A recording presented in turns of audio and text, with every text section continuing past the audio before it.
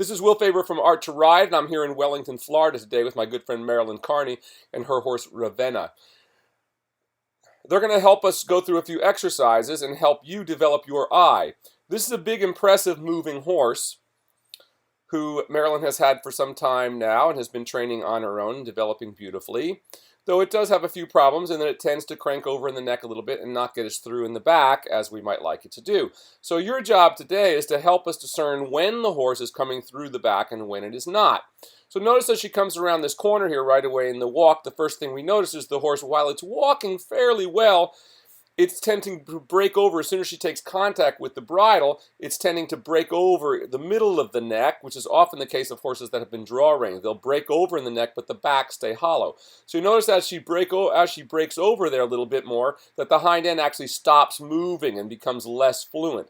So our goal today will be to see the horse stretch out through the base of the shoulder of the neck and lengthen the entire neck. And when we see that happen, we'll begin to see the horse coming more ahead of the vertical as we see it doing here now.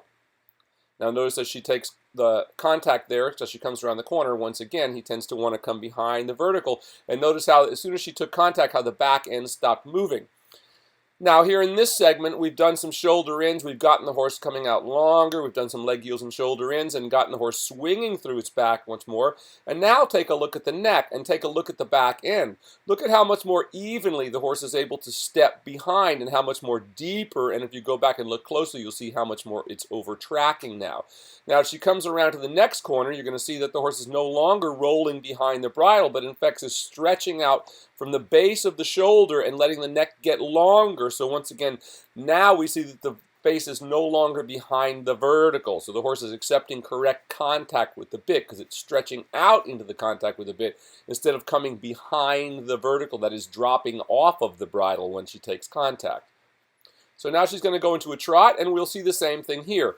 Now this is not a bad trot. She starts off in a fairly nice working trot, though it's a little bit on the flat side. But we notice once again, as soon as she takes contact in the trot, the same thing happens that happens in the walk. So the horse tends to break over in its neck and instead of staying up or lengthening out through from the base of the shoulder, the entire length of the neck and come forward. Now if we watch the back ends here, we'll see they're fairly active, but notice how the horse, there's a little bit of a stumpy kind of movement where you see the horse is still pushing off when its hind legs are too far behind the body.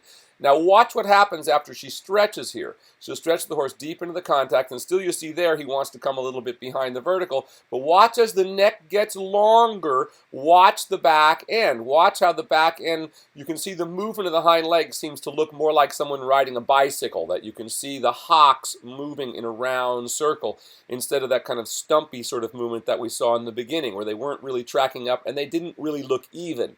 Now the horse looks like it's swinging evenly and there's nothing opposing its movement. She's brought the horse up now a little more of a working trot, and notice that this time in the working trot, now notice how the horse looks a little more uphill now as it has a little more swing. So without cranking the neck back, look how by getting the back end to come under, now the horse looks lighter in its front end and seems to be swinging more. That's what we're looking for in dressage. So we keep the horse working over the top line all the time. Now notice she came off that corner, she kind of shortened. She's trying to lengthen her stride here. Now notice it gets a little uneven behind looking, and it doesn't really swing through. You can see how the hocks stop that nice bicycling type motion there. They make a nice perfect round circle in the hocks. Watch here though, she's going to get her moving again, get her swinging through a little more actively, doing a leg yield to get her under a little bit more. And that was a nice leg yield because the horse didn't stop the back end, so that was good. Notice she came right back out of the saddle again though after the leg yield. Give the horse's back an opportunity to keep swinging through. Very often people sit too long on their horses, not realizing horses' backs need a break. That's why we develop the working trot. Now work here. You can see how much more clearly the horse is swinging over its back. Look how even the horse came through that time in that length in the stride and actually lengthened its entire body, that is including the neck. Now look how much better the working trot is. When we come back here again, look at the leg yield here. She's able to maintain the rhythm. Head and neck not too high. She's able to sit a little bit here without losing the rhythm. Very nice. The horse is still tracking forward. Very nice. And she's able to maintain the sitting trot without changing the speed, which when we first saw the horse, as soon as she sat to the trot, the speed would change, which tells us that the horse doesn't have enough strength in its back to maintain that position while she's in a seated position. Now watch what here, now she's trying to do a shoulder in, and we see what happens is, watch the back end, see how it shortens up again. So that tells us this horse is not strong enough to maintain that carriage through its back while doing that shoulder in. Now watch as she rises again, she gets the horse swinging forward once again, and look at how the hind end begins to move. That's how we want the hind end to move all the time, and how nicely she begins to swing through this lengthening again. So notice how round the hocks are moving now. Once again, it looks like somebody riding a bicycle. You can see those legs moving. That's what we're looking for. So the hocks are bending and staying bending throughout the movement. Now watch as she tries the shoulder in again. Now watch how the weight seems to be taking. You can almost see the horse's back dropping away. You can see the hind legs are no longer maintaining that big active position that we saw before, where they were really bicycling their way through there. We saw a big round action in the hock, so to speak. Now same thing here in the sitting trot. It's getting a little better. She's able to stay there. So that tells me the horse can do that pretty well. There we go. Now it's swinging its hocks better, and she's able to stay there. Notice how long the neck is now. When we started with this horse, the neck, every time she would ask for something, the horse would curl its neck over rather than come through to the reins and keep the neck in the same position, working to the top line. Now she'll come back and stretch the horse again. And we'll notice this time the stretch gets longer, and the horse doesn't come behind the vertical so much as it did in the first stretches. That tells us that the horse is beginning to work through the back. When a horse drops from the middle of its neck and just bends its neck over, that's the horse that's actually evading the contact. Now look how beautifully this horse is now swinging over its back at this point. Look how beautifully the hocks are now moving, active and evenly. Now in this next movement, she's going to do a little lengthening of stride. We can see how the neck stayed out long. It came through. Got a little tense there as she needed to get off his back just a little bit. Got a little shortened as we came to the end of it. But so she's going to immediately come back into a rising trot. Once again, as soon as we lose that swing over the back, we must come back and reestablish it. Now she starts to swing back long again. Always the rule. So take a moment and look at these two photographs. The top one is where we ended. The bottom picture is where we started.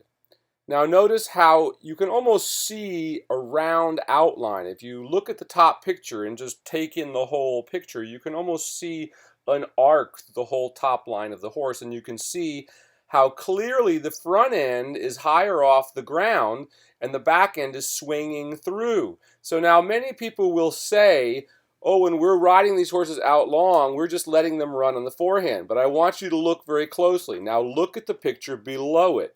Now tell me which horse is on the forehand. The one in the beginning, you can see how the horse is clearly being pulled over. It's broken in the middle of its neck. There's too much concentration on the curb rein. And we can see how the stride has been shortened. And while the diagonal pairs are not, they're almost even, but look how shortened the stride is and how little flexion there is in the horse's hock, and how actually the hips look higher. So this is someone trying to bring the pole up when the back isn't strong enough and putting the horse into a wrong position so it literally cannot move correctly. So once again, look at the top photograph now. Look how evenly the horse is swinging through the stride. Look how much longer the stride is. That's the horse's full range of motion engaged across the top line. Once again, this is Will Faber from Art to Ride, coming to you today from Wellington, Florida. Thanks again to our wonderful host here for today, Marilyn Carney. Thanks again. See you all next time.